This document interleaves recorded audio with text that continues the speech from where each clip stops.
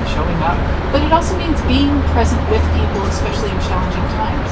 We've all been through seasons of our life where we've been grieving or hurting, and it's a very isolating experience. So we'll talk about the gift of being present. Then we'll talk about gifts. Sure, financial. Yes, please. If you would like to donate all that you have, that's wonderful, but that's not the whole point. The point is, how do we share the gifts that we have with one another? Maybe you're a very gifted listener. Maybe you're a really, really gifted preparer of taxes, right? We all have our gifts. How are we called to share those gifts with those around us? Because your gift may match the exact need of somebody else. Maybe they really need you to be a listening ear today. And you have no idea, in some ways, how easy our gifts are for us. We don't realize how valuable they can be for others.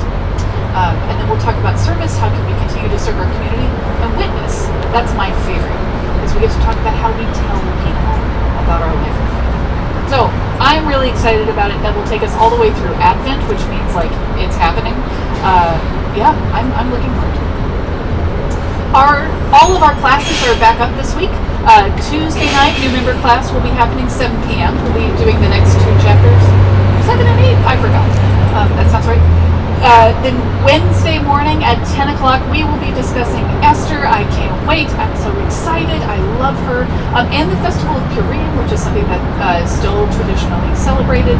If you haven't jumped in, we're only on the 5th chapter. You're welcome to join us 10 a.m. to 11:30 Wednesdays via Zoom. These are ways to be safe during an earthquake. We put this slide up during a season where we had like a lot of earthquakes, but here it's always important to know how best to keep ourselves safe. If you need more information about that, we do have hard copies of this in the back. If you are interested in giving for relief for victims of Hurricane Helene or Milton, these are a number of ways that you can do that for nonprofits that are specifically working with hurricane rescue and relief. UMCOR, the United Methodist Committee on Relief, gives directly to outreach. Their administrative costs are covered by a different line item, so when you donate to UMCOR, it goes to relief. Now the thing I will say is it doesn't necessarily go to relief in like a specific town. It just goes to relief efforts. So if you're interested in supporting a specific area, there are other places in each town that are resourcing those donations. That's something you can do a little research on. But you can also give through the California Pacific Annual Conference, which is working with UMCOR. So a variety of ways that we can be in support. And I'm grateful to our United Women in Faith and to our church for already donating to these efforts. But if you would like to do some first, you can.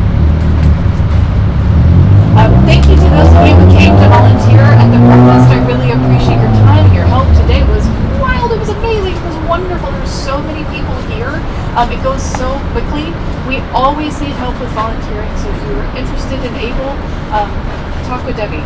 We could really use your help. And thank you to Sarah for coordinating with the Rotary of South Pasadena that's working with the Interact Club. They were here this morning. It was so good to see them all. We also want to invite, I'm going to invite Connor to come forward. Connor is here representing a student organization at USC. There are, I think, 5 other students here. Alexa, Ryan, Kyle. Hi, Posey. Oh my goodness, please tell me your name one more time. Dorina, thank you. Hi, Dorina. They have been here working to connect people with healthcare resources, so I'm going to turn it over to Connor to say this. Yeah, hi guys, good morning. We're a group from USC, and we're just here. We're just here to provide information about healthcare. So if at any time, we'll be here through service and through the lunch. So if at any time you have questions about your plan or what you're covered for, we can help you answer that. As well as if you're uninsured, we could probably find options for you to sign up for a plan as well. So yeah, we'll be here through lunch. And thank you so much to LA First for having us.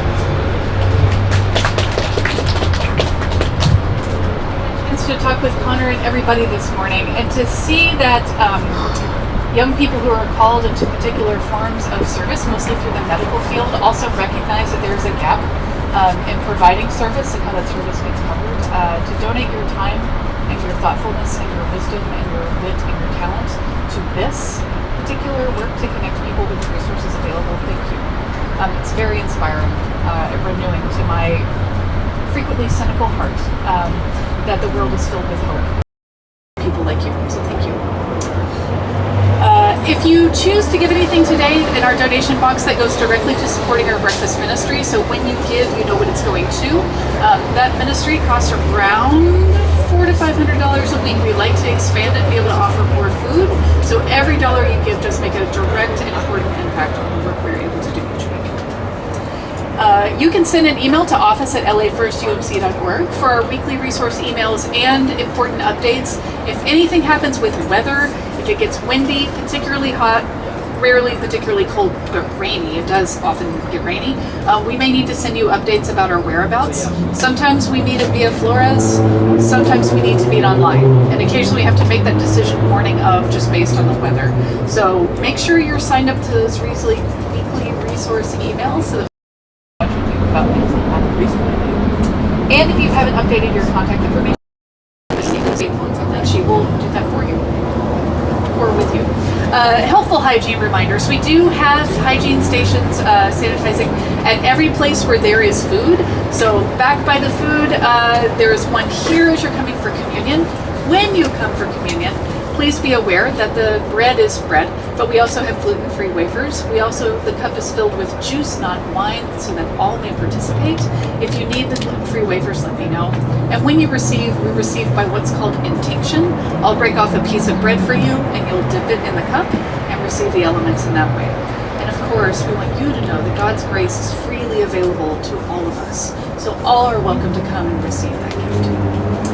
Our Charge Conference is coming up on Wednesday, November 13th at 7 p.m. via Zoom. We'll have that meeting with our district superintendent to celebrate everything we've been able to do this year. And I say that kind of jokingly, it really is a celebration. I look forward to it every year, to talking about the good and wonderful work that LA First is in the process of and continuing to do. So you're all welcome to join us via Zoom that night. We'll be glad to have you. Last thing, I don't know if you know this, but there's an election coming. You can't get away from it. It's everywhere. If you have not yet registered to vote, we want you to know that you are able to register regardless of whether or not you have an address. All you need to do, this is lengthy, but all you need to do is use the zip code that is close to the cross streets or park that you use as an address. Okay, so even if you don't have a mailing address, it's okay. You can still register to vote. So don't let anyone tell you you can't, because you can. This is where early voting is helpful, because if you run into sort of any bureaucratic problems and you want to register to vote and you want to cast your ballot, you should be able to do that without imposition. I think in other states it's much, much harder. California has actually done its best to make it as simple as possible for you to register and cast a ballot at the same time. So if you need more help or information with that, let us know. This is resourced from the ca.state.gov website, so there's more information available there. Finally, we do have phone charging available. If you need to charge your device, there's a place in the shade over here. We have Android and iPhone chargers. Please make sure you charge your phone as you need before the end of the day.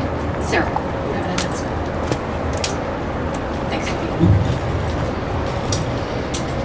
As announced last Sunday, next Sunday after church, our United Women in Faith financial advisor, Marcus Tanimoto, will be here to meet with us. So I invite all the women in our group to stay after church, and I will talk to Marcus and probably set up a link so that if you're not here in person, but you still want to attend and hear, he's just going to help us make the best use of our endowment.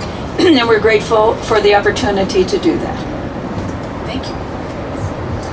Thank you to those of you who are joining us online, whenever that may be happening. Maybe it's live, maybe it's later. Hello, in the future, later you. I'm always so glad to have you all in worship, any and all ways that you're able to join. Friends, I think those are all of our announcements, so I'm going to invite Stephen to help us center our hearts and minds in prayer. So I thought we could do that with a hymn, Great is Thy Faithfulness. I had the opportunity to work in Ecuador recently, and what was funny, one of the times, a very long trip, a lot of good work, but one of the things that was so beautiful, even though we spoke, a lot of spoke different languages from each other, but there was a person who worked on the ship where I was working, and he heard me humming Great is Thy Faithfulness, and then he joined in with me surprising, but it's just, I don't know, it's one of those moments where you realize that God is everywhere at all times, doing things that we don't see, and just by being who we are or listening to someone, it's really impactful and it does help our faithfulness. So why don't we sing along with this one? Since I'm doing the sound, tell me if you can hear it.